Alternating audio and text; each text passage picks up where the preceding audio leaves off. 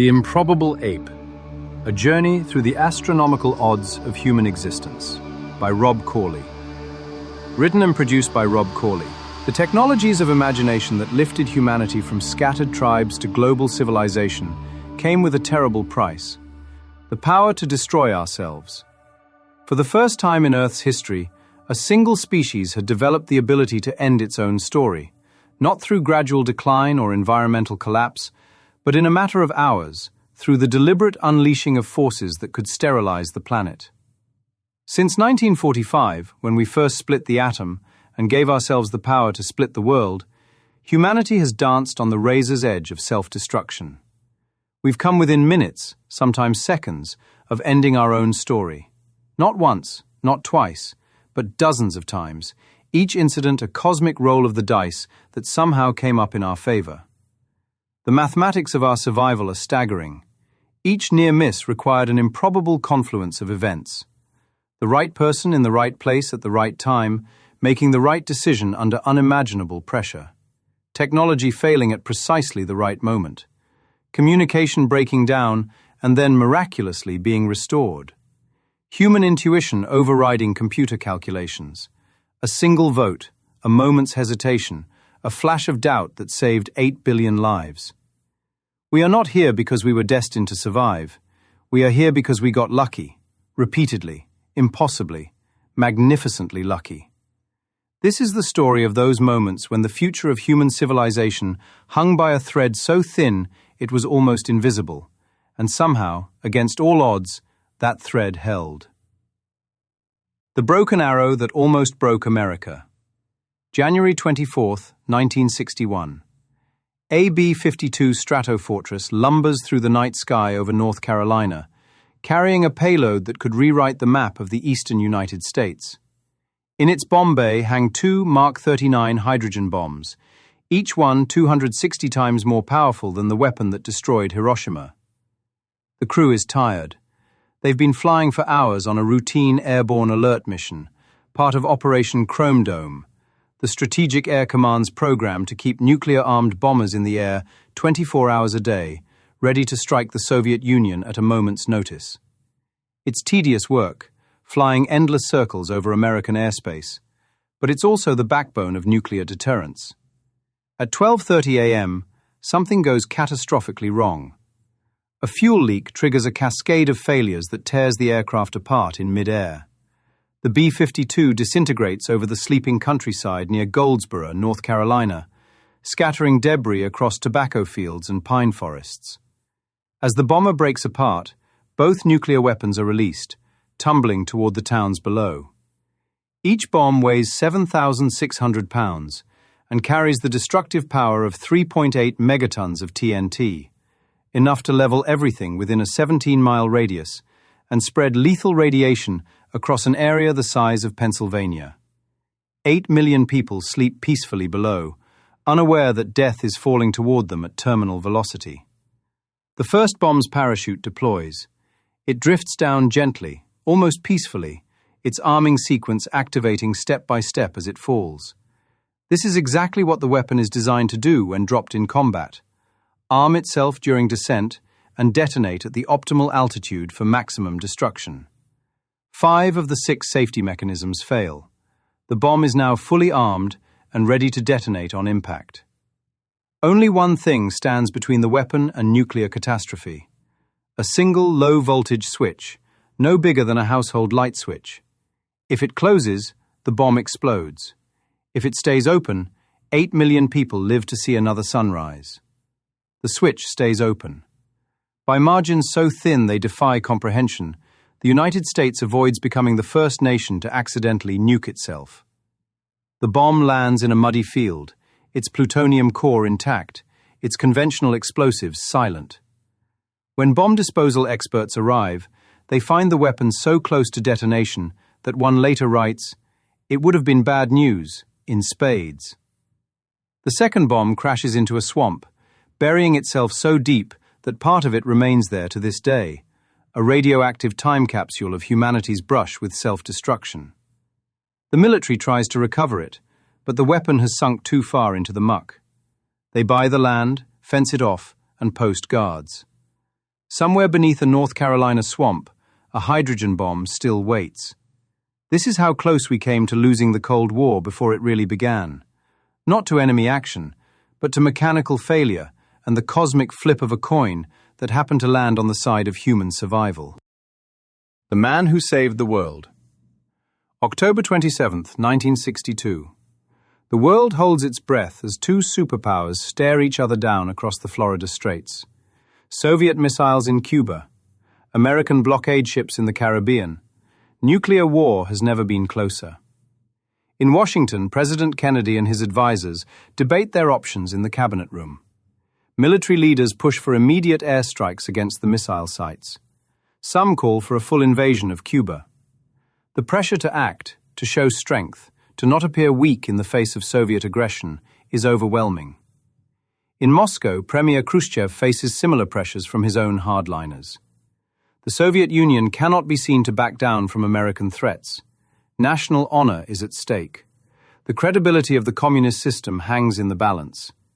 But the real crisis is unfolding beneath the waves, where Soviet submarine B-59 lurks in the depths, armed with a nuclear torpedo powerful enough to vaporize an entire American task force. The submarine has been submerged for hours, out of radio contact with Moscow, its crew sweltering in temperatures that reach 140 degrees Fahrenheit. The submarine's captain, Valentin Savitsky, is a veteran of World War II, a man who has seen combat and knows the cost of war. But he's also a product of the Soviet military system, trained to follow orders and defend his country at all costs. As American destroyers circle overhead, dropping practice depth charges to force the submarine to surface, Savitsky faces an impossible decision. The depth charges sound like explosions. The submarine shudders with each impact.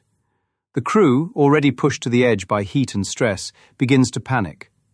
Radio contact with Moscow has been lost for hours. For all they know, World War III has already begun, and they are the last Soviet forces still fighting. Savitsky makes a decision that could end human civilization. He orders the nuclear torpedo to be prepared for launch. The torpedo is armed. The target is acquired. The USS Randolph and its escort ships, carrying thousands of American sailors, are about to be vaporized in the first nuclear exchange of World War III. Once that torpedo detonates, there will be no stopping the escalation. American nuclear weapons will rain down on Soviet targets. Soviet missiles will arc across the polar ice cap toward American cities. The world will end in fire. But Soviet protocol requires unanimous agreement from 3 officers before a nuclear weapon can be fired. The captain says yes. The political officer says yes. The decision comes down to one man, Deputy Commander Vasily Arkhipov. Arkhipov is 36 years old, a career naval officer who has spent his life serving the Soviet Union. He understands the gravity of the moment, the weight of the decision he's being asked to make. In the suffocating heat of a submarine that has become a pressure cooker of tension and fear, with his captain screaming orders and his crew preparing for what they believe is their final battle, Arkhipov does the impossible. He says no. He argues. He cajoles. He refuses to give his consent. For precious minutes that feel like hours, the fate of human civilization hangs on his ability to convince 2 desperate men not to start a nuclear war. The temperature in the submarine continues to rise. The depth charges continue to fall. The pressure to launch grows unbearable. Somehow, impossibly, Arkhipov succeeds. The torpedo is not fired. The submarine surfaces. The world steps back from the brink. Vasily Arkhipov, a man whose name was unknown to history until decades later, becomes the person who single-handedly prevented nuclear war. Years later, when asked about that moment, Arkhipov would say simply that he was following procedure. But procedure doesn't explain the courage it took to stand up to his captain in the most pressure-filled moment imaginable. Procedure doesn't account for the split-second decision that saved the world. We are all alive today because one man, in one submarine, in one moment of unimaginable pressure, chose peace over war. The Computer That Cried Wolf. September 26, 1983. Lieutenant Colonel Stanislav Petrov sits in a bunker south of Moscow, monitoring the Soviet Union's early warning system. It's his job to watch for incoming American missiles and, if he sees them, to alert his superiors so they can launch a retaliatory strike before Soviet missiles are destroyed in their silos. The Oko satellite system is the pride of Soviet technology, a network of infrared sensors designed to detect the heat signatures of American intercontinental ballistic missiles as they rise from their silos. The system is supposed to be foolproof, capable of distinguishing between missile launches and natural phenomena with perfect accuracy. At 12:15 a.m., every alarm in the bunker begins screaming. The computer screens light up with the most terrifying message in the Russian language: "Launch! Launch! Launch!" 5 American intercontinental ballistic missiles are inbound, their nuclear warheads aimed at the heart of the Soviet Union. Time to impact? Less than 30 minutes. Petrov stares at the screens, his finger hovering over the red telephone that will alert the Kremlin and trigger an automatic nuclear response. In minutes, thousands of Soviet missiles will rise from their silos, arcing across the polar ice cap toward American cities. The world will end in fire. But something doesn't feel right. If the Americans were really launching a first strike, Petrov reasons, they would send hundreds of missiles, not 5. The United States has over 1,000 intercontinental ballistic missiles in its arsenal. 5 missiles make no strategic sense. It's either a malfunction or a trap. The alarms continue screaming. His subordinates look at him with growing panic. The computer insists the missiles are real, their trajectories calculated, their impact imminent. Every piece of technology in the bunker is telling him to pick up that phone and end the world. Instead, Petrov makes the most important decision in human history. He reports the alarm as a false positive. For 23 agonizing minutes, he waits to see if he's right. If American warheads start exploding across the Soviet Union, he'll be remembered as the man who let his country die. If nothing happens, he'll have saved the world. Nothing happens. The computer system, it turns out, had mistaken sunlight reflecting off clouds for missile launches. A glitch in the software, a trick of light and shadow, had nearly triggered nuclear war. Only Stanislav Petrov's intuition, his willingness to trust human judgment over computer calculations, prevented the end of civilization. Petrov was neither promoted nor punished for his decision. He was quietly transferred to a less sensitive position and told never to speak of what had happened. For years, the world didn't know how close it had come to ending, or who had saved it. We exist today because one man, in one moment, chose to trust his gut over his computer. The war game that almost became real. November 2nd to 11th, 1983. NATO begins Able Archer 83, a military exercise designed to test the alliance's nuclear command and control procedures. It's meant to be a simulation, a war game played with radios and computers instead of missiles and bombs. But to Soviet intelligence, watching from the outside, Able Archer 83 looks terrifyingly real. The exercise uses authentic NATO nuclear release procedures. Real government officials participate, including heads of state. Radio traffic follows actual wartime protocols. Communication patterns match those that would be used in an actual nuclear conflict. To Soviet observers, convinced that the West is planning a first strike, the exercise appears to be the perfect cover for an actual nuclear attack. In Moscow, paranoia reaches fever pitch. Soviet nuclear forces are placed on high alert. Bombers are loaded with nuclear weapons and moved to forward airfields. Submarine commanders receive sealed orders to be opened only in the event of war. The KGB activates Operation Ryan, a massive intelligence operation designed to detect signs of an imminent Western nuclear attack. The world is now balanced on a knife's edge. NATO believes it's conducting a routine exercise. The Soviets believe they're watching the final preparations for nuclear war. Both sides are armed, alert, and convinced the other is about to attack. The Computer That Cried Wolf. September 26, 1983. Lieutenant Colonel Stanislav Petrov sits in a bunker south of Moscow, monitoring the Soviet Union's early warning system. It's his job to watch for incoming American missiles and, if he sees them, to alert his superiors so they can launch a retaliatory strike before Soviet missiles are destroyed in their silos. The Oko satellite system is the pride of Soviet technology, a network of infrared sensors designed to detect the heat signatures of American intercontinental ballistic missiles as they rise from their silos. The system is supposed to be foolproof, capable of distinguishing between missile launches and natural phenomena with perfect accuracy.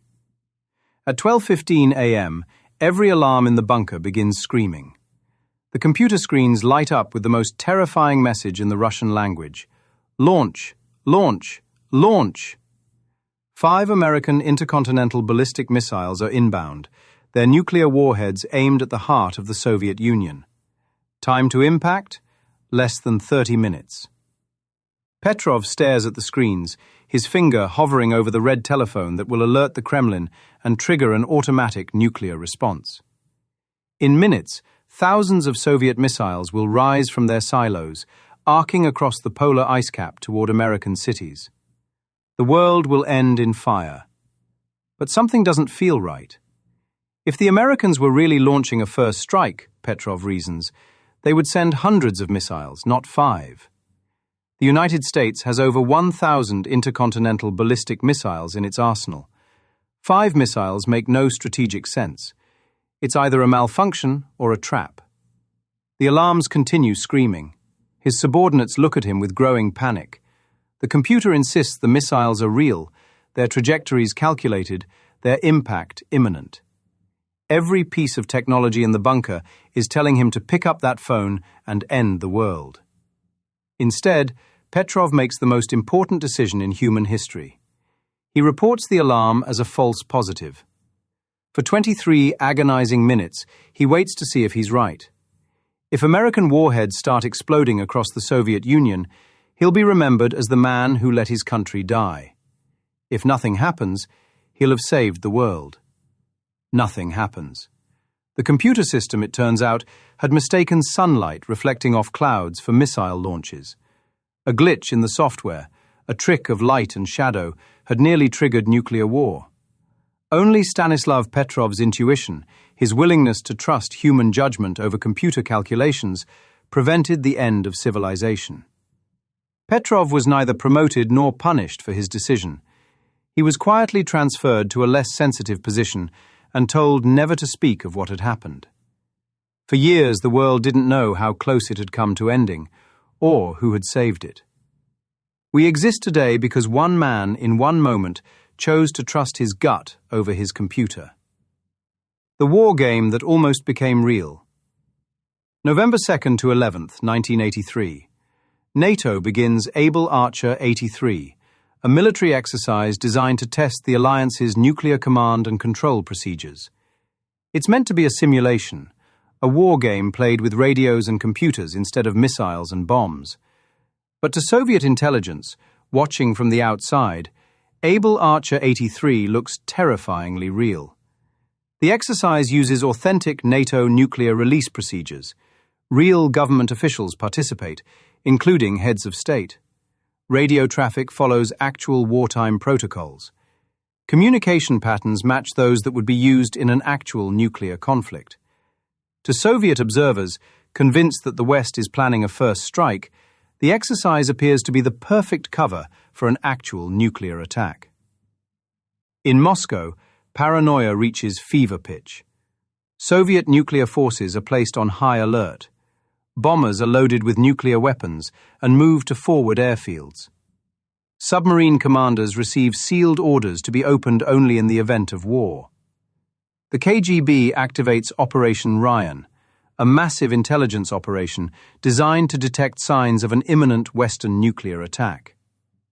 The world is now balanced on a knife's edge. NATO believes it's conducting a routine exercise. The Soviets believe they're watching the final preparations for nuclear war. Both sides are armed, alert, and convinced the other is about to attack. For 9 days, the two most powerful military forces in human history stare at each other across a chasm of misunderstanding and fear. A single misinterpreted radio transmission, one nervous pilot, one trigger-happy submarine commander, could turn the simulation into reality. The tension is made worse by recent events. Just 2 months earlier, Soviet fighters shot down Korean Airlines Flight 007, killing 269 civilians, including a U.S. congressman. The incident has pushed U.S.-Soviet relations to their lowest point since the Cuban Missile Crisis. Both sides are primed for conflict, expecting the worst from each other. On November 11th, the exercise ends. NATO forces stand down, unaware of how close they've come to triggering the very war they were pretending to fight. Soviet forces, watching the apparent attack preparations cease, slowly back away from the brink. Only years later, when classified documents are released, does the world learn that Able Archer 83 brought humanity as close to nuclear war as the Cuban Missile Crisis. We survived not because of careful planning or diplomatic skill, but because a war game ended before it became a real war. The rocket that almost ended the world. January 25th, 1995. The Cold War is over. The Berlin Wall has fallen. The Soviet Union has collapsed. Nuclear war seems like a relic of a more dangerous time. At 7 a.m., Norwegian and American scientists launch a Black Brant 12 rocket from an island in the Arctic Circle. It's a routine scientific mission designed to study the aurora borealis. The rocket will climb to an altitude of 1,500 kilometers, take some measurements, and splash down harmlessly in the ocean. The launch has been planned for months. Norway has notified Russia through diplomatic channels, as required by international agreements. But in the chaos of post-Soviet Russia, the notification gets lost in bureaucratic shuffle. Russian radar operators, watching the rocket's trajectory, see something else entirely. To their instruments, the Black Brant 12 looks exactly like a Trident missile launched from an American submarine. Its flight path appears to match that of a nuclear weapon aimed at Moscow. The rocket is climbing to the precise altitude that an American warhead would reach before beginning its final descent toward the Russian capital. In the Kremlin, President Boris Yeltsin is awakened and handed the nuclear briefcase, the Cheget, for the first and only time in Russian history. He has minutes to decide whether to launch a retaliatory strike before Russian missiles are destroyed in their silos. Yeltsin opens the briefcase. His finger hovers over the launch authorization codes. Around him, military advisors debate whether the incoming object is a scientific rocket or the first shot of World War III. The fate of human civilization rests on the decision of one man who has been awakened from sleep and asked to end the world. For 8 terrifying minutes, Russia's nuclear forces are at maximum alert.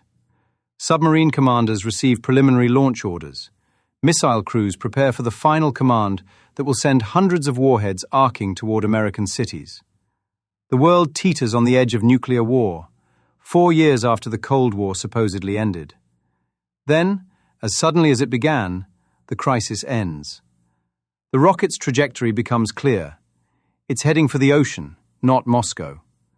The scientific mission is exactly what it appears to be. Yeltsin closes the briefcase. The world steps back from the brink once again. A routine scientific experiment, a case of mistaken identity, and 8 minutes of confusion had nearly triggered nuclear war. We survived because a rocket followed its planned trajectory, and because one man chose to wait for confirmation before ending the world. The threats we cannot see. The nuclear near misses of the Cold War represent only the most dramatic examples of humanity's brush with extinction. But we face other existential risks that are less visible but equally dangerous. Threats that could end our story without the drama of mushroom clouds or the clarity of countdown clocks. In 2012, while humanity slept, the sun unleashed one of the most powerful solar storms in recorded history.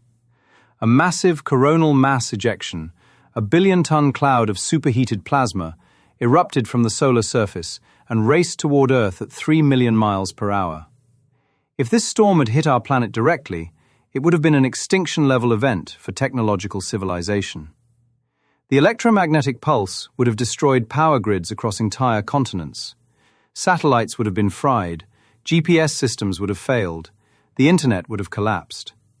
Modern society, dependent on electronic infrastructure, would have been knocked back to the 18th century in a matter of hours.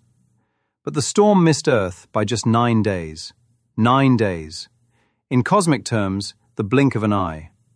If the solar eruption had occurred a week and a half earlier, when Earth was in that exact position in its orbit, the storm would have hit us head-on. Instead, it passed harmlessly through empty space, its devastating power dissipating into the void. NASA scientists later calculated that a direct hit would have caused damage exceeding $2 trillion in the United States alone, with recovery taking years or even decades. The storm was powerful enough to disrupt technology on a global scale, potentially triggering cascading failures that could have collapsed modern civilization. We avoided this catastrophe not through any human action or technological defense, but through pure astronomical luck. The Earth happened to be in the right place at the right time, or rather, the wrong place at the wrong time for the solar storm. The asteroid that whispered past. August 16th, 2020. Asteroid 2020 QG, roughly the size of a small car, screams past Earth at a distance of just 1,830 miles above the surface. It's the closest recorded approach of any natural object to our planet, closer than many satellites, so close that it actually passes through the outer reaches of Earth's atmosphere. The asteroid is discovered only 6 hours after its closest approach, when it's already racing away into deep space. If it had been slightly larger, or if its trajectory had been just a few hundred miles different, it would have struck Earth with the force of several nuclear weapons. This near miss highlights a sobering reality. We are constantly under bombardment from space. Every day, tons of cosmic debris rain down on Earth. Most of it burns up harmlessly in the atmosphere, creating the shooting stars that have inspired human wonder for millennia. But occasionally, something bigger gets through. The asteroid that killed the dinosaurs was perhaps 6 miles across. The object that exploded over Tunguska in 1908 was only about 120 feet in diameter, but it flattened 2,000 square kilometers of forest. The meteor that exploded over Chelyabinsk in 2013 was just 65 feet across, but it injured over 1,000 people and damaged thousands of buildings. We now know that Earth exists in a cosmic shooting gallery, with asteroids and comets constantly crossing our orbital path. Most of these objects are too small to cause global catastrophe, but some are large enough to end human civilization. The question is not whether another large impact will occur, but when. Unlike nuclear war, which requires human decision-making, asteroid impacts are purely random events. We cannot negotiate with asteroids or deter them with threats of retaliation. We can only hope to detect them in time and develop the technology to deflect them. Recent missions like NASA's DART, Double Asteroid Redirection Test, have demonstrated that we can change an asteroid's trajectory, but only if we see it coming years in advance. The vast majority of potentially hazardous asteroids remain undiscovered, invisible threats lurking in the darkness of space. The biological time bombs. Perhaps the most insidious existential threats are biological. Pandemics that could spread faster than our ability to contain them, engineered pathogens that could be more deadly than anything nature has produced, or ecological collapses that could undermine the foundations of human civilization.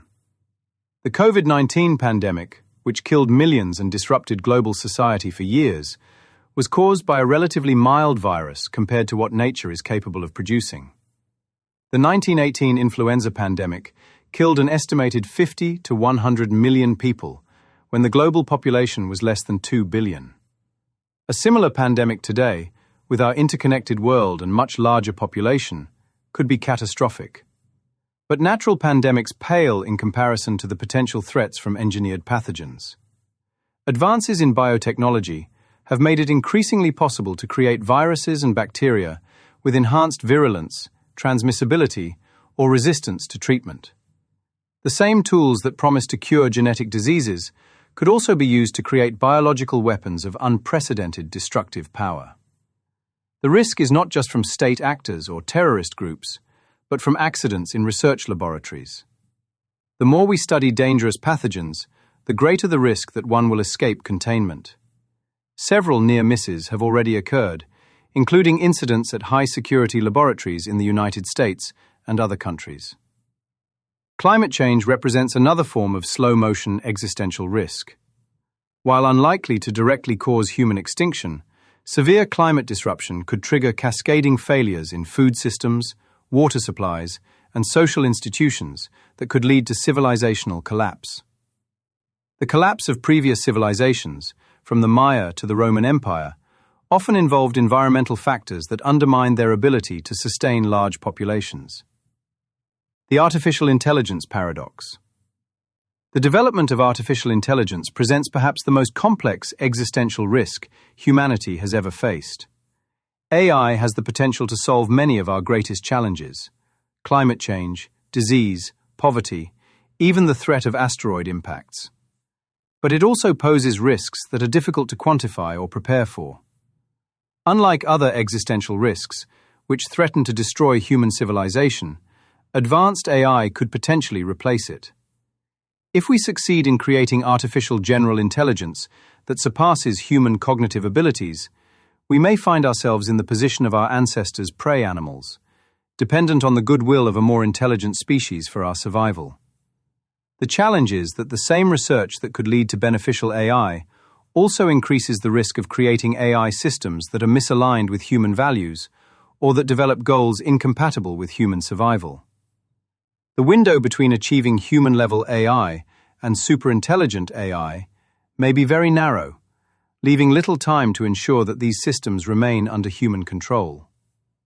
Some researchers argue that advanced AI represents an inevitable great filter, a challenge that all technological civilizations must face and that most fail to survive. If this is true, then our success in developing AI safely may determine not just our own future, but whether intelligence itself has a future in the universe. The paradox of progress. The same technologies that have made human civilization possible have also made it vulnerable. Nuclear weapons, biotechnology, artificial intelligence, and industrial civilization itself all represent double-edged swords that could either elevate humanity to unprecedented heights or destroy us entirely. This is the central paradox of human progress. Every advance in our capabilities increases both our power to solve problems and our power to create new ones. The technologies that allow us to feed billions of people also make us vulnerable to global supply chain disruptions. The communication networks that connect the world also make us vulnerable to cyber attacks. The energy systems that power modern civilization also contribute to climate change. We have become victims of our own success, creating a world so complex and interconnected that small failures can cascade into global catastrophes. The same cognitive technologies that allowed us to build civilization, writing, mathematics, money, law, now struggle to keep pace with the challenges we have created. The responsibility of consciousness. The near misses and close calls that have punctuated human history since 1945 reveal a sobering truth. We are not the masters of our own destiny. We are passengers on a cosmic roller coaster, subject to forces beyond our control and dependent on luck, timing, and the occasional flash of human wisdom to avoid catastrophe. But this realization also carries a profound responsibility. We are the first species in Earth's history to understand the risks we face and to have the potential to do something about them. We can detect asteroids and develop deflection technologies. We can monitor disease outbreaks and develop rapid response systems. We can study climate change and develop mitigation strategies. We can research AI safety and develop alignment techniques. The question is whether we will choose to take these responsibilities seriously. The same cognitive biases that helped our ancestors survive on the African savanna, the tendency to focus on immediate threats rather than long-term risks, the difficulty of cooperating with strangers, the preference for simple solutions over complex ones, now work against us in addressing global challenges. The technologies of imagination that created civilization must now be turned toward ensuring its survival. We need new institutions capable of governing global risks, new forms of international cooperation that transcend national boundaries, and new ways of thinking about our responsibilities to future generations. The countdown continues. The title of this chapter suggests that the countdown to human extinction never reached zero, that we somehow avoided the final moment when our story would end. But this is not quite accurate. The countdown never stopped. It continues today, ticking away in the background of our daily lives, marking time until the next near miss, the next close call, the next moment when human civilization hangs by a thread. We have not solved the problem of existential risk.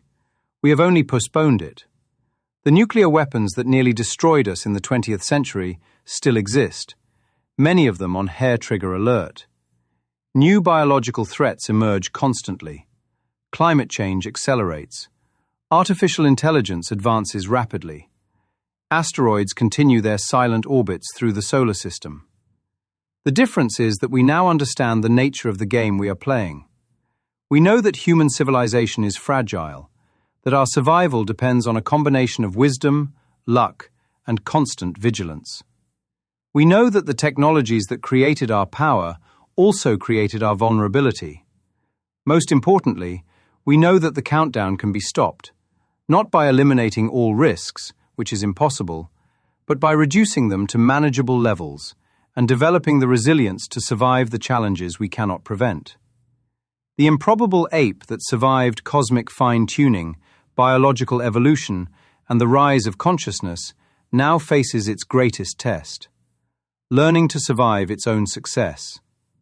The countdown that never reached zero continues, but for the first time in history, we have the knowledge and the tools to influence its outcome.